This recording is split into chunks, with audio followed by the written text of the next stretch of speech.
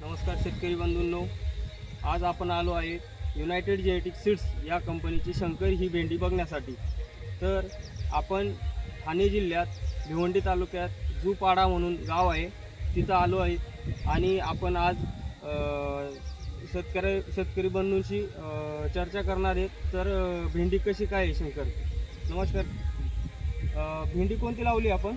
Shankar United genetic सीड्सची Shankar ही भेंडी केलेली आहे। दादा, तुम्हाला भेंडी कधी लागवड केली होती? तीन महिने झालेत भेंडी लागवड केलेली आहे। तर भेंडी कशी काय वाटते तुम्हाला शंकर? चांगली आहे। उत्पन्नाला कशी काय आहे? उत्पन्नाला पण चांगली, पेऱ्यातला अंतर वगैरे कसं काय वाटतं? चांगलं आहे. भेंडी तोडायला कशी जाते? तोडायला पण भारी आहे. तर आपण बघू शकता भेंडी तोडायला व पेऱ्यातला अंतर अत्यंत कमी।